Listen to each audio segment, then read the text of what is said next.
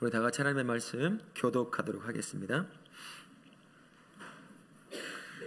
빌립보서 1장 18절 하반절부터 1장 26절까지 우리 서로를 향해서 구원의 은혜와 평강을 풍성히 누리기 바랍니다 라고 인사하도록 하겠습니다. 구원의 은혜와 평강을 풍성히 누리시기 바랍니다. 아멘. 기쁨은 참 좋은 거죠. 좋은 겁니다. 어떨 때 우리가 기뻐할 수 있을까요? 아마 내 삶에 좋은 일이 일어나게 되면 기뻐하겠죠. 나쁜 일이 일어나는데 기뻐한다면 저기 하얀 집을 좀 가봐야 하는 일이고요. 좋은 일이 일어날 때 우리가 기뻐할 수 있습니다. 어제 좋은 일이 일어나면 오늘까지 좋은 기쁨을 표현할 수 있겠고, 오늘 아침에 좋은 일이 일어났다 그러면 바로 지금도 기뻐할 수 있을 것입니다. 근데 내일도 나에게 무슨 좋은 일이 일어난다 그러면 아마 내 마음에 기쁨이 그래도 있을 거예요. 어제 일어난 좋은 일 그리고 오늘 일어난 좋은 일은 이미 벌어진 일이기 때문에 바뀌지가 않아요. 그래서 언제나 좋을 수 있다 할 수 있겠죠. 하지만 내일 일어나는 일에 대해서는 좋아하는 일이, 기뻐하는 일이 반감이 될 수가 있어요. 왜 그럴까요? 내일 어떤 일이 벌어질지 모르기 때문입니다. 오늘 나에게 무슨 일이 발생할지 모르기 때문에 내일 나에게 좋은 일이 있다고 하더라도 오늘 100% 신뢰하며 나 기뻐하겠다, 나 즐거워, 행복하다라고 말하기가 조금 애매한 그런 상황에 놓여 있다라는 것이죠. 바울이 지금 그런 상황에 놓여 있습니다. 바울이 지금 갇힘에 놓여 있거든요.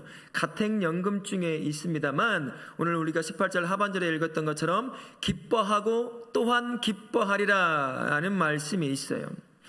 기뻐하다 처음에 얘기했던 것은 이미 벌어진 일에 대해서 기뻐하는 겁니다. 자신이 갇혀 있음에도 불구하고 수많은 하나님의 복음의 진보가 일어나는 것에 대해서 나는 너무나 기쁘다라고 고백하는 것이고요. 또한 기뻐하리라 라고 하는 것은 아직 벌어지지 않은 일, 내일 있을 그러한 일들에 대해서 기뻐할 것이다 라고 이야기하는 거거든요. 사실 바울이 지금 갇혀 있습니다. 갇혀 있는 중에 내일 기뻐할 일이 뭐가 있을까 우리가 의심해 볼 수 있는데 19절 말씀에 이렇게 되어 있어요. 19절 하반절쯤에 나를 구원에 이르게 할 줄 아는 고로라고 말씀을 합니다. 바울이 기뻐할 수 있었던 그 이유는 내일 내 삶에 구원이 임할 거다라는 것을 확신 가운데 가지고 있었기 때문에 기뻐할 수 있었다라는 것입니다. 나를 구원에 이르게 할 줄 안다라고 하는 의미는 두 가지가 있는데, 첫 번째는 가택연금 중에 내가 자유함을 얻을 수도 있겠다라는 그러한 생각을 갖고 있었어요. 또 하나는 이 몸이 죽음에서 영원한 하늘나라로 감으로 말미암아 예수 그리스도와 영원히 함께하는 것, 그에 대해서 기뻐하리라 라고 얘기하는 것입니다. 무엇이 되었건 내일 가택연금 중에서 벗어날 수 있을 거라는 확신이 있었건, 아니면 내일 몸이 죽어서 하나님의 나라에 가서 예수와 함께 동행하건 간에 아직 오늘 벌어진 일이 아니에요.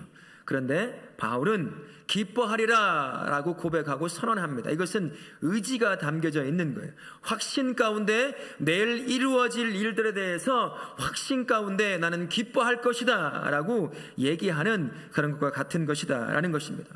아직 일어나지도 않는 그 상태, 그리고 갇힘 가운데 놓여있는 바울이 왜 기뻐하리라 라고 이렇게 선포하듯이 얘기했을까요? 바울이 기뻐할 수 있는 이유, 기뻐하리라고 선포했던 이유는 두 가지가 있는데요. 먼저는 19절에 이런 표현이 하나가 있습니다.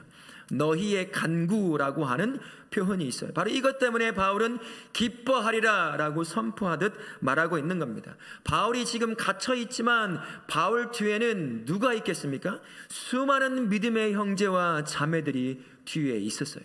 바울이 지금껏 복음을 전하는 순간 한 번도 빠짐없이 바울의 협력자가 되었던 사람들은 바울이 세웠던 교회와 그를 통해 또다시 세워진 수많은 믿음의 형제와 자매들이 뒤에서 언제나 바울의 그 복음과 삶을 지지해주고 있었기 때문이다 라는 것입니다. 다른 말로 하면 교회 공동체가 바울의 뒤에 항상 함께 있었어요. 바울과 한마음이 되어서 비록 몸은 함께하지 못하지만 한마음이 되어서 복음 사역에 언제나 동참하고 있던 사람들, 그게 바로 믿음 안에서 형제와 자매요, 즉 교회 공동체가 뒤에 있었다라는 것입니다. 때로는 필요하면 어렵지만 물질까지도 모아서 바울의 선교 사역을 돕는 일을 했던 사람들, 그것이 바울의 뒤에, 전면이 아닌 뒤에 항상 배경으로 남아있던 그 믿음의 공동체인 교회가 뒤에 있었다라는 것입니다. 때로는 필요하다면 쉬지 않고 바울과 바울의 복음 사역을 위해서 언제나 뒤에서 기도하고 섬겼을 것입니다. 때로는 함께 하면서 직접 바울과 함께 복음을 전하는 일들을 감당했던 사람들, 그게 바로 바울의 뒤에 있던 믿음의 형제와 자매요, 바로 교회의 공동체가 있었다라는 것입니다. 바울이 이처럼 기뻐하리라 라고 고백할 수 있었던 것은 바울 자신의 뒤에 있던 믿음의 공동체인 교회가 바울을 향하여 끊임없이 간구하는 그 기도가 있었기 때문이었습니다. 바울은 기도의 능력을 믿고 있던 사람이었던 것이죠. 야고보서 5장 16절에 아마 바울은 이런 믿음을 갖고 있었을 것입니다. 같이 한번 보도록 하겠습니다. 시작. 의인의 간구는 역사하는 힘이 크느니라. 바울의 내면에 내 뒤에서 기도하고 있는 수많은 믿음의 사람들, 믿음의 형제와 자매들, 교회의 공동체가 있기에, 또한 그들의 협력과 도움이 있기에 내일 하나님이 주실 새로운 삶의 연장에서 나에게 진정한 자유가 있을 것이다 라고 하는 그런 확신 가운데 나 기뻐하리라 라고 고백할 수 있었다라는 것입니다. 바울의 인생처럼 성도의 인생에도 언제나 갇힘이라고 하는 삶의 문제가 항상 발생하게 되어 있습니다. 기뻐할 수 없는 상황이 우리에게 주어질 수도 있어요. 어제까지 기뻤지만 오늘이라고 하는 삶을 딱 살아보면 오늘 내가 견딜 수 없는 아픔이 우리에게도 놓여질 수 있다라는 것입니다. 그럼에도 불구하고 그 상황에서 바울처럼 기뻐하리라 라고 하는 그 믿음의 선언이 성도 안에서 가능한 것은 성도는 혼자가 아니기 때문입니다. 성도 뒤에는요, 셀 수 없는 수많은 믿음의 선진들이 버티고 서 있습니다. 예수님을 믿기 시작한 그때부터 수많은 믿음의 선진들이 우리 주위를, 성도 한 사람을 두르고 있다라는 것이죠. 가장 가까이는 누가 있겠습니까? 믿음의 공동체인 우리 교회 공동체가 있다라는 것이죠. 성도가 아플 때, 마음이 아프고 찢어지는 아픔의 가운데 있을 때 함께 아파하고 슬퍼하고 위로할 사람이 누구겠습니까? 예수 그리스도를 믿는 믿음의 형제와 자매가 아니겠어요? 바로 교회 공동체가 된다는 것이죠. 한 형제와 자매가 즐거움, 어떤 기쁜 일이 발생했을 때 같은 마음을 가지고 기뻐해 줄 사람이 누가 있겠습니까? 믿음의 공동체요, 교회 공동체가 함께 기뻐한다는 것이죠. 우리 안에 사촌이 땅을 사면 배가 아프다라고 하는 말이 우리 안에 있는 분 계시지 않죠? 옆에 잘 되는 형도가 있으면 배 아파하는 사람 계십니까? 그렇지 않죠. 함께 기뻐해 주는 거예요. 그게 바로 믿음의 공동체, 교회라 할 수 있습니다.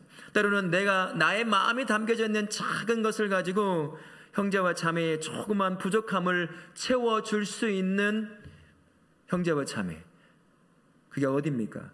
그게 교회라고 하는 공동체예요. 바울이요, 갇힘 가운데서도 자신의 자유함을 확신 가운데 나 기뻐하리라 라고 할 수 있었던 것은 그 뒤에서 바울을 향하여 끊임없이 기도하고 있고 협력하고 있던 믿음의 형제와 자매인 교회의 공동체가 떡하니 버티고 있었기 때문입니다. 우리 안에도 마찬가지입니다. 우리에게 세워주신 이 믿음의 공동체인 교회는 성도를 위해서 세워준 믿음의 공동체라고 할 수가 있어요. 성도가 너희는 삶의 문제에 갇혀서 고통 가운데 있을 때 누가 위로해 줄 수 있죠? 누가 함께 기뻐해 줄 수 있습니까? 누가 그를 위해서 기도로 섬겨 세울 수 있을까요? 바로 믿음의 공동체인 교회의 공동체라고 할 수 있을 것입니다.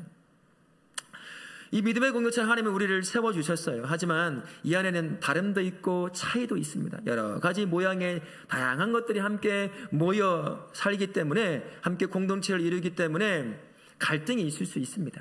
그러나 그 갈등을 넘어서고 서로의 필요를 알아주면서 그 필요를 작지만 자기의 섬김을 통해서 하나하나 채워줄 때 그 한 사람이 무너지지 않고 그 삶 가운데서 기뻐하리라 라고 하는 그 선언과 같은 고백이 일어날 줄로 믿습니다. 우리에게도 그러한 공동체를 주셨어요. 어떤 공동체죠? 다오라 교회라고 하는 믿음의 공동체를 주셨습니다. 이 공동체를 우리는 기뻐하고 감사할 수 있어야 한다라는 것입니다.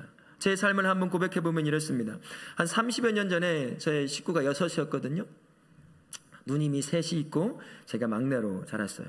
30여 년 전에 둘째 누님이 크리스마스 이브 때 교통사고를 당하셨습니다. 그리고 그 다음날 25일 날 이제 의식을 잃었어요. 그리고 오후에 뇌사에 빠지게 되었습니다.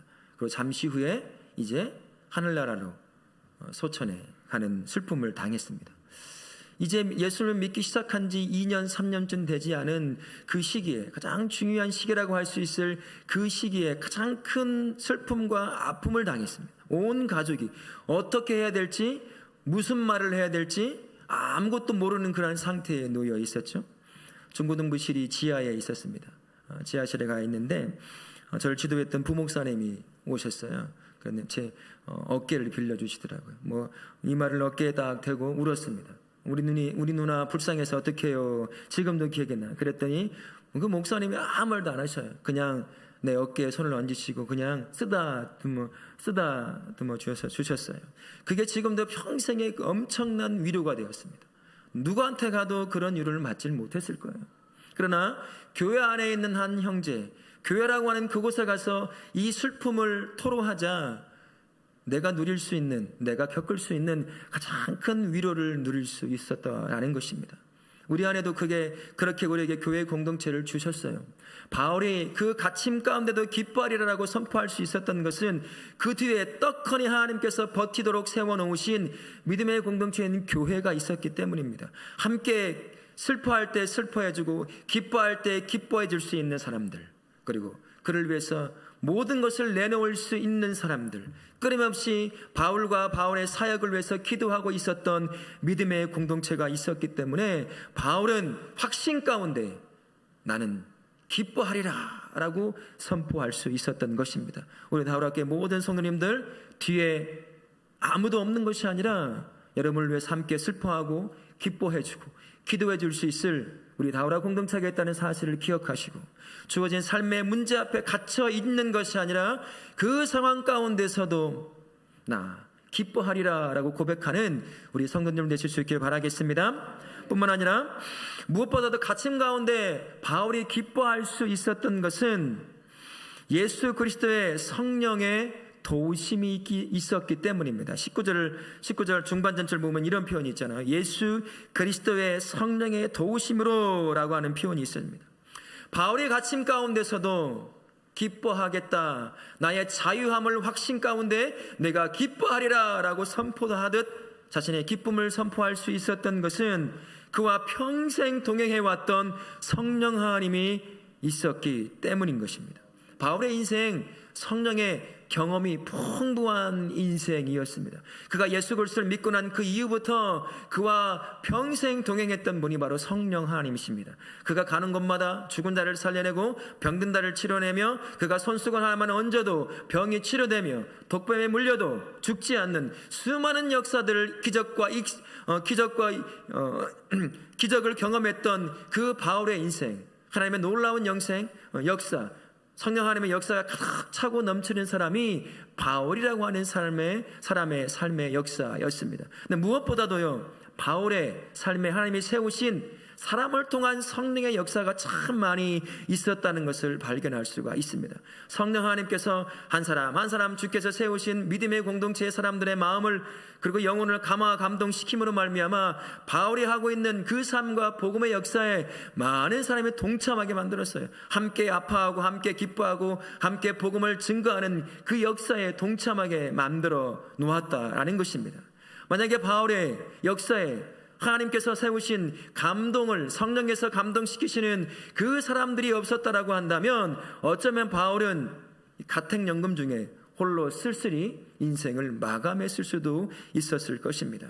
하지만 하나님께서 감동시키신 수많은 믿음의 공동체들이 그와 함께 바울의 역사에, 바울의 삶에 동참했기에 바울은 끊임없이 사람을 통해 성령 하나님의 역사를 경험할 수 있었습니다.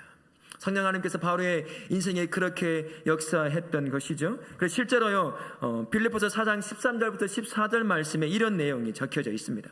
내게 능력 주시는 자 안에서, 그리고 이렇게 말을 합니다.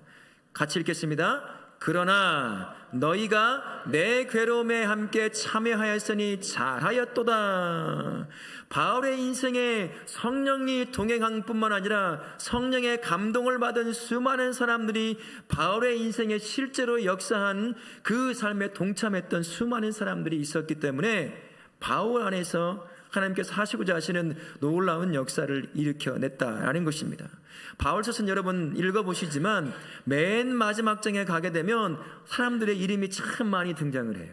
그들에게 뭐라고 하죠? 안부를 전해요. 인사를 전합니다. 어떤 교회 공동체에도 말을 하고요, 전합니다. 바울의 인생에 사람을 빼놓고 믿음의 동역자와 동기들을 빼놓고는 이야기할 수 없을 만큼 성령 하나님은 사람들을 통해서 바울의 삶에 역사를 참 많이 일으켜냈다라는 것입니다. 성도의 삶 가운데서도요, 우리가 기뻐할 수 있는 이유, 성령 하나님이 동행해 주시기 때문인 것입니다.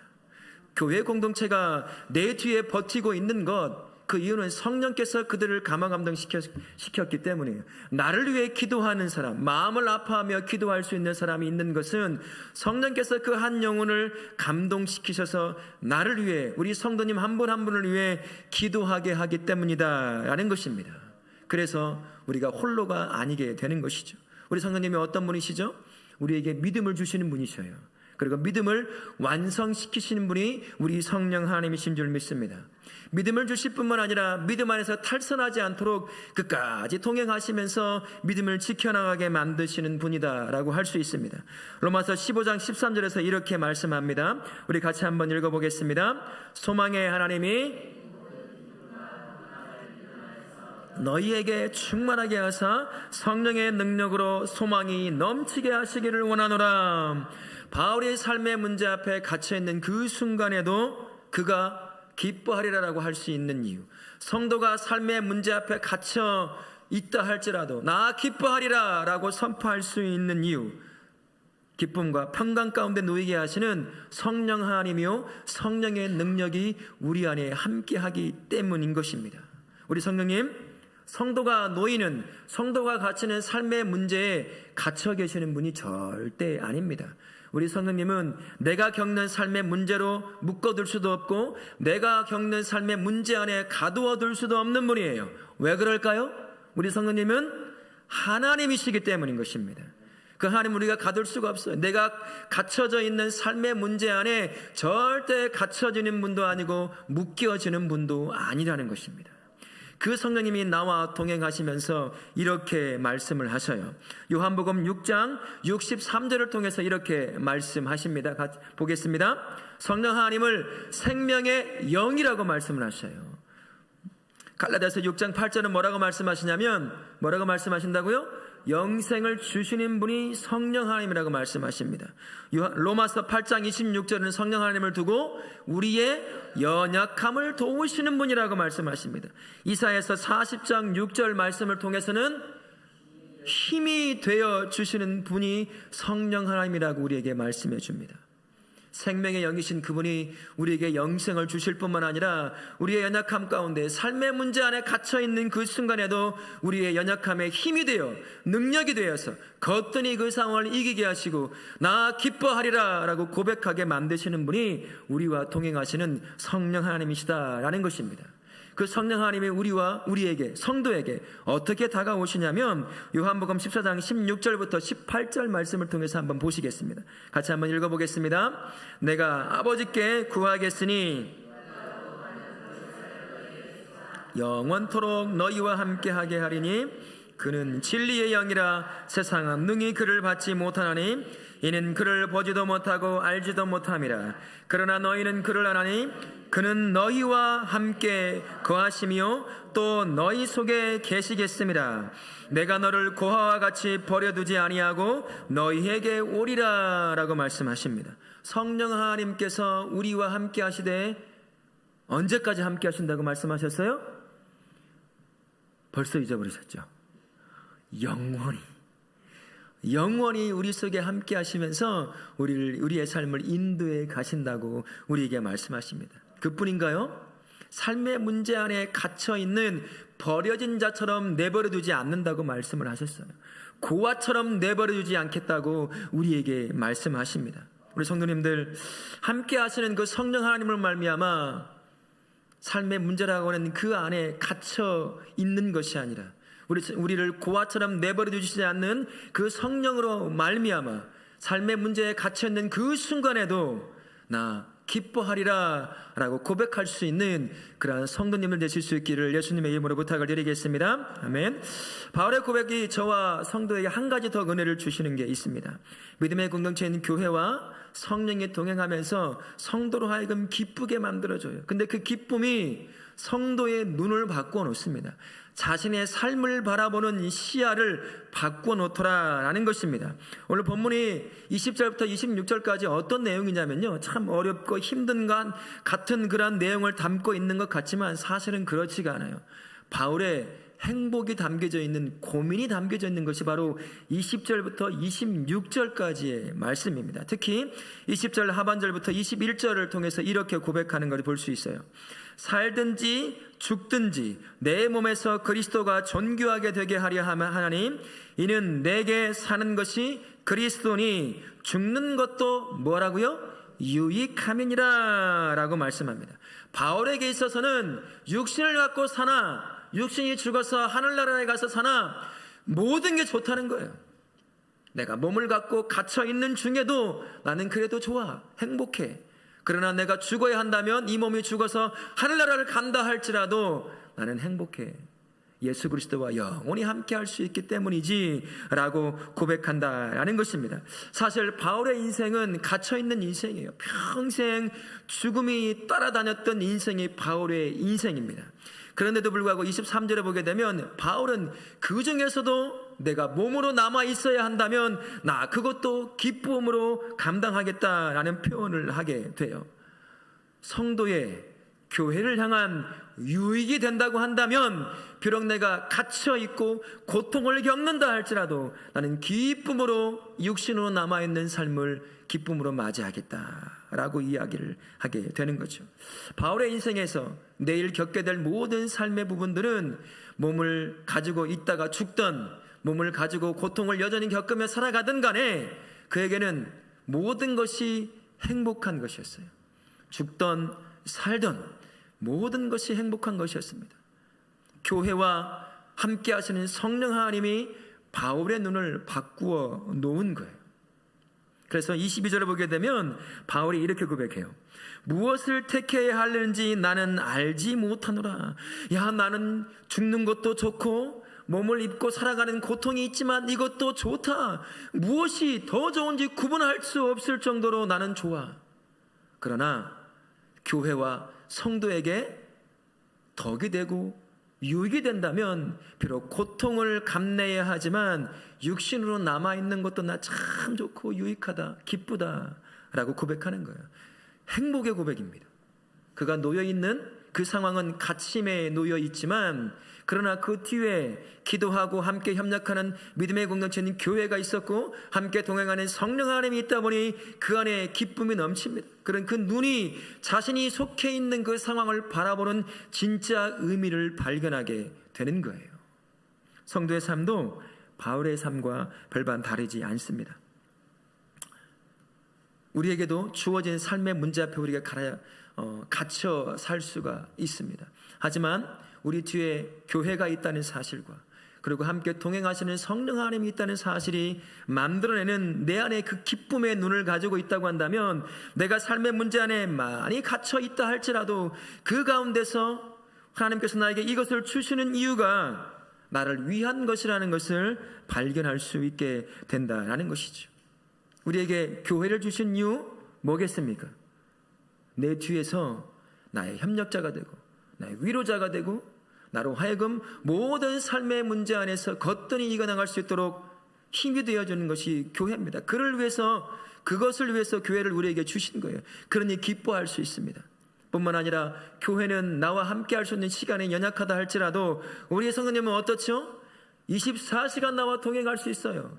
나는 성령 하나님을 잃어버릴 수 있지만 우리 성령 하나님은 나를 절대로 잊어버리는 분이 아니십니다. 내가 고통 가운데 있던 슬픔 가운데 있던 어떤 상황 가운데 있던 간에 나와 동행하시며 평생 함께 하시며 나로 하여금 기쁨을 누리게 만들고 선포하게 하시는 하나님, 그게 바로 성령 하나님이십니다. 그 하나님이 나로 하여금 기쁨을 선포하게 하면서 내 눈을 바꾸어 놓는 것이죠. 그래서 비록 삶의 문제라고 하는 것에 딱 갇혀있다 할지라도 그 삶의 문제가 이유가 무엇인지, 왜 내가 그곳에 놓여 있어야 하는지 바울처럼 하나님이 허락하신 삶의 문제 안에 하나님의 마음을 깨닫게 되는 거예요. 그래서 사람들이 바라봤을 때는 내가 갇혀있는 것 같아요. 무엇이든 아무것도 못할 것 같습니다. 많은 문제 앞에 고통을 당하고 있는 것 같을 수도 있습니다만, 그러나 그 가운데서도 성도는 바울처럼 나는 기뻐하리라 라고 고백할 수 있는 것이요. 왜요? 우리 뒤에 누가 있어요? 교회가 있어요. 여러분이 아플 때 같이 아파해 줄 사람, 교회가 있다는 거예요. 기쁠 때 함께 기뻐해 줄 교회가 뒤에 있습니다. 그리고 떠나지 아니하시는 성령 하나님이 여러분 안에 매 순간 동행해 주신다라는 것입니다.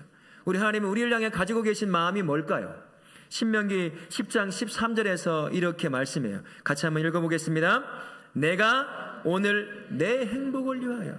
하나님이 우리에게 주시는 모든 것들은 무엇을 위해서 우리에게 주실까요? 어디 녀석 고생 좀 한번 징하게 해봐라, 그러려고 삶을 주실까요? 절대 그렇지 않습니다. 우리 하나님이 날 구원하기 위해서 누구까지도 죽음으로 몰아넣었어요? 자신의 독생자 예수까지도 십자가에 죽게 만드신 분이에요. 나의 행복을 위해서요. 우리 성도님 한 분 한 분의 행복을 위해서요. 그러면 우리에게 주신 모든 것들은 우리 성도의 행복을 위해서 다 주신 것이다 라는 것입니다. 교회를 주신 것도 교회를 통해서 기뻐하며 행복함을 누리며 살게 우리를 주신 것입니다. 성령이 동행하신 이유도 뭐겠습니까? 함께 동행하시면서 행복을 누리고 기쁨을 고백하게 하시려고 우리에게 성령이 동행해 주신다라는 것입니다. 이 한 주간 우리 성도님들 어떤 삶에 놓이게 될까요? 지난주와 살아왔던 6일간의 삶과 새롭게 허락하실 삶이 완전히 다른 삶을 주실까요? 여러분 중에 어쩌면 지난 일주일간의 삶 중에서 참 고통스러운 삶을 겪었던 분도 계실 거예요. 육신의 연약함 때문에, 자녀의 문제 때문에, 물질의 문제 때문에, 그리고 부모의 문제 때문에 다양한 삶의 문제 안에 갇혀 고통을 당하신 분도 있을 겁니다. 그런데 그것이 그때 지난 일주일에 끝났으면 좋겠지만 어떤가요? 이 한 주간 어떨까요? 그 삶이 또 반복될 수도 있어요. 끝나지 않는 삶의 문제 안에 우리가 바울처럼 갇혀 있을 수 있습니다. 기쁨도 없고 행복도 없는 그저 그런 삶이 지난주처럼 이번 주에도 그저 그렇게 흘러가는 시간이 우리에게 주어질 수도 있을 겁니다. 그러다 보니 때로는 별 의미 없이 그냥 하루하루 사는 거죠. 어떤 사람에게는 죽지 못해 사는 분도 계실 거예요. 어떤 사람은 몸의 육신의 연약함 때문에 하루하루 사는 것이 참 고통스럽고 빨리 벗어나고 싶은 그러한 삶을 사시는 분도 있을 거예요. 그런데요, 비록 이런 삶이 우리에게 또다시 주어진다고 할지라도 저와 성도님께서 기억해야 할 중요한 것이 있습니다. 우리 하나님은 우리 성도님들을 고아와 같이 홀로 두시지 않는다는 거예요. 삶의 문제 앞에 아무도 도와줄 수 없는 가장 불쌍한 존재처럼, 그 고아처럼 내버려 두지 않는 분이 우리 하나님이시라는 것입니다. 그 자리에서 함께 동행하면서 같이 아파하시는 분, 같이 슬퍼해 주시는 분, 그리고 견딜 수 있는 능력이 되어주시는 분, 그분이 우리 하나님이신 줄로 믿습니다. 교회를 통해서 위로함 받게 만드셔요. 교회를 통해서 새 힘을 얻게 만들어 내십니다. 그러니요, 우리 성도들이 해야 될 일이 있어요. 교회를 가까이 해야 합니다. 교회의 삶이 멀어지면 멀어질수록 어떤 일이 발생하느냐, 마치 성도는 고아와 같은 존재로 살아갈 수밖에 없어요. 하나님께서 교회를 우리에게 주신 것, 믿음의 형제와 자매를 우리에게 주신 것, 뭘까요? 나를 행복하게 만들기 위해서예요. 슬픔과 아픔 가운데서 위로함 받게 하시려고, 새 힘을 얻게 하시려고 교회를 우리에게 주셨습니다. 그러니 이 한 주간 어떻게 해서든지 간에 교회에 가까이 하시려고, 교회 공동체에 가까이 하려고 애쓰시는 그런 한 주가 되길 바랍니다. 뿐만 아니라 매일같이 살아가는 그 삶 가운데 성령 하나님과 깊은 교제에 놓이시길 바라요. 삶이 바쁘다고 성령 하나님이 계속 찾으시는데도 나 몰라라 나 몰라라 하며 살아가는 것이 아니라, 내 안에 함께 하시면서 나에게 능력으로 역사해 주시기를 원하시는 그 성령 하나님과 깊은 교제에 들어가실 수 있길 바랍니다. 그분이 내 삶을 어떻게 인도해 가시는지, 나를 어떻게 진정한 자유함 가운데 놓이게 하실지, 그분과 깊은 교제함 가운데 놓이는 우리 성도님들 되실 수 있기를 예수님의 이름으로 축원합니다.